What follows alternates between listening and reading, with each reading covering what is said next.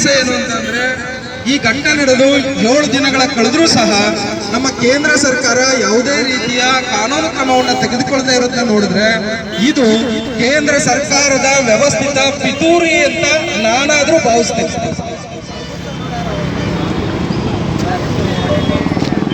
ಕೇಂದ್ರ ಸರ್ಕಾರದ ವ್ಯವಸ್ಥಿತ ಪಿತೂರಿ ಅಂತ ನಾನಾದ್ರೂ ಭಾವಿಸ್ತೇನೆ. ಯಾಕೆಂತಂದ್ರೆ ಈ ಕೃತ್ಯ ನಡೆದಿರೋದು ಒಬ್ಬ ಸಾಮಾನ್ಯ ವ್ಯಕ್ತಿ ಮೇಲಲ್ಲ, ಈ ದೇಶದ ಸರ್ವ ಜನರ ಹಕ್ಕುಗಳನ್ನ ಕಾಪಾಡುವಂತಹ ಸುಪ್ರೀಂ ಕೋರ್ಟಿನ ಮುಖ್ಯ ನ್ಯಾಯಾಧೀಶರ ಮೇಲೆ.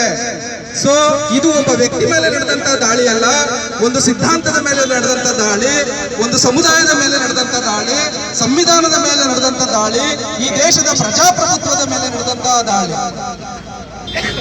ಬಂಧುಗಳೇ, ಇಂತಹ ರೋಗಗ್ರಸ್ತ ಮನಸ್ಥಿತಿ ಉಳ್ಳಂತಹ ವ್ಯಕ್ತಿಗಳಿಗೆ ಸೂಕ್ತವಾದಂತಹ ಕಾನೂನು ಕ್ರಮ ಕೈಗೊಳ್ಳದೆ ಹೋದ್ರೆ ಮುಂದಿನ ದಿನಗಳಲ್ಲಿ ಗವಾಯಿ ಸಾಹೇಬರು ಸುಪ್ರೀಂ ಕೋರ್ಟ್ನ ಮುಖ್ಯ ನ್ಯಾಯಾಧೀಶರು ಅನ್ನೋದು ನಮ್ಮೆಲ್ಲರಿಗೂ ಗೊತ್ತಿದೆ.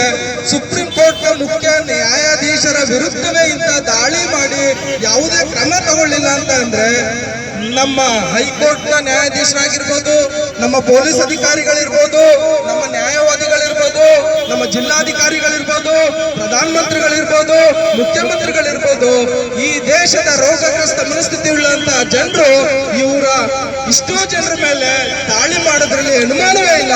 ಹಾಗಾಗಿ ಅದಕ್ಕೆ ಅವಕಾಶ ಮಾಡಿಕೊಡದೆ ಮಾನ್ಯ ಕೇಂದ್ರ ಮತ್ತು ರಾಜ್ಯ ಸರ್ಕಾರಗಳು ಈ ರಾಕೇಶ್ ಕಿಶೋರ್ ಎಂಬ ಒಬ್ಬ ರೋಗಗ್ರಸ್ತನಿಗೆ, ಒಬ್ಬ ಭಯೋತ್ಪಾದನಿಗೆ ಸೂಕ್ತ ಶಿಕ್ಷೆಯನ್ನ ಕೊಡೋದ್ರ ಮುಖಾಂತರ ಇಡೀ ದೇಶದ ಏನೋ ಒಂದು ಜಾತಿ ಭಯೋತ್ಪಾದಕರಿದ್ದಾರೆ ಅವ್ರಿಗೆ ಎಚ್ಚರಿಕೆಯನ್ನ ನೀಡಬೇಕು ಅಂತ ಹೇಳಿ ಈ ಮೂಲಕ ನಾನು ಕೇಂದ್ರ ಸರ್ಕಾರಕ್ಕೆ ಎಚ್ಚರಿಕೆಯನ್ನ ನೀಡ್ತಿದ್ದೇನೆ.